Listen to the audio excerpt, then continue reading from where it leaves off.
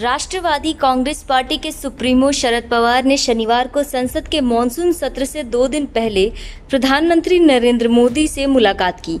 Media reports के मुताबिक दोनों नेताओं के बीच करीब 50 मिनट तक बातचीत चली।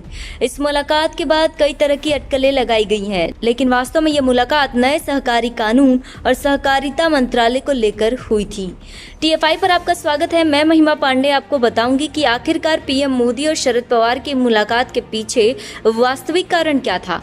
आखिर क्यों शरद पवार सहकारिता मंत्रालय को लेकर इतने डरे हुए हैं। आखिर क्या नया हुआ है सहकारिता विभाग में जिसको लेकर शरद पवार को लोक कल्याण मार्ग तक आना पड़ा, और ऐसी क्या चर्चा हुई जिसने प्रधानमंत्री के 50 मिनट ले लिए। दरअसल मोदी सरकार ने कानूनी और राजनीतिक तौर पर सहकारिता विभाग के अंतर्गत दशकों से चले आ रहे भ्रष्टाचार का अंत करने की ठान ली है। RBI के माध्यम से भारत सरकार ने सितंबर 2020 में संसद द्वारा बैंकिंग रेगुलेशन एक्ट में परिवर्तन करके सहकारी बैंकों को RBI की प्रत्यक्ष निगरानी में ला दिया है।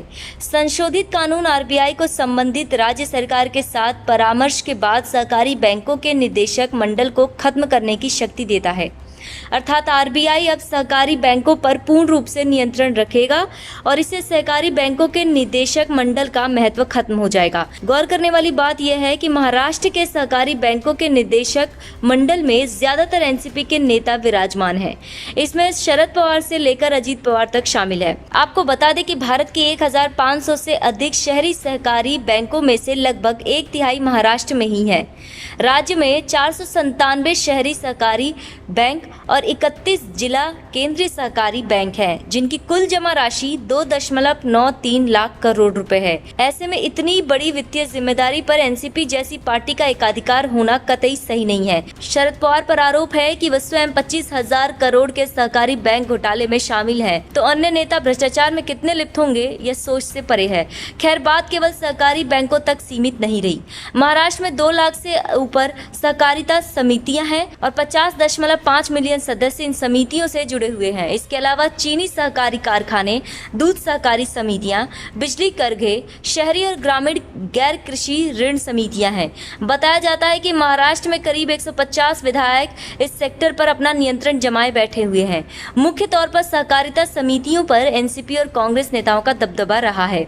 नई सहकारिता समितियों में से एक जो महत्वपूर्ण है वो है किसान सहकारिता सोसाइटी। महाराष्ट्र में कुल 22,443 किसान सहकारिता सोसाइटी हैं और इन सभी पर कांग्रेस और एनसीपी का बोलबाला है। यह सहकारी सोसाइटी दोनों पार्टियों के खजाने को भरने में काम आती है। द हिंदू बिजनेस लाइन की रिपोर्ट में दावा किया गया है कि यह सहकारिता सोसाइटी दोनों पार्टियों के लिए जीवन धारा है। यानी अगर ये सहकारिता सोसाइटी नहीं रहती हैं तो इन पार्टियों की राज्य से राजनीति खत्म होने के कगार पर आ सकती है। 2 दशक पहले महाराष्ट्र सरकार की चीनी सहकारी समितियों ने बुरा प्रदर्शन किया था। इसके बाद साल 1999 से 2014 तक एनसीपी और कांग्रेस ने राज्य में अपना राज चलाया। इस दौरान उन्होंने निजी चीनी मिल को बढ़ाने की कवायद शुरू कर दी थी। फिर धीरे धीरे प्राइवेट चीनी मिलों ने राज्य के सरकारी चीनी मिलों को खरीद लिया। इसको अगर और सीधे सीधे कहें तो जो सहकारी चीनी मिलें महाराष्ट्र सरकार के अंतर्गत बुरा प्रदर्शन करती थी उसे एनसीपी कांग्रेस ने निजी चीनी मिलों को बेच दिया था।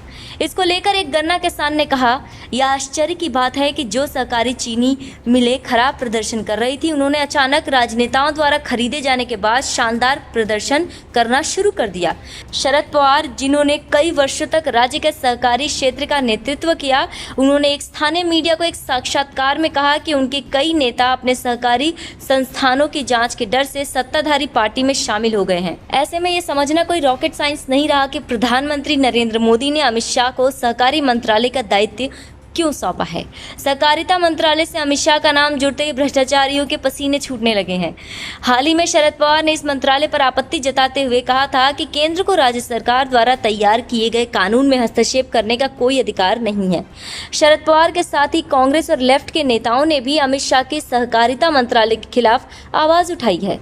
केंद्र सरकार सहकारी बैंकों में भ्रष्टाचार को रोकने के लिए व्यवस्थित ढंग से तैयारी कर रही थी, इसलिए सरकार मंत्रालय बनाने से पहले ही RBI के माध्यम से नया कानून लेकर आई। RBI के इस नए कानून के विरोध में एनसीपी नेताओं ने एक टास्क फोर्स का गठन किया, जिससे वो RBI के नए कानून के खिलाफ लड़ाई लड़ेंगे। इसके बाद प्रधानमंत्री नरेंद्र मोदी ने अलग से सहकारिता मंत्रालय का गठन किया और उसकी कमान गृह मंत्री अमित शाह को थमा दी।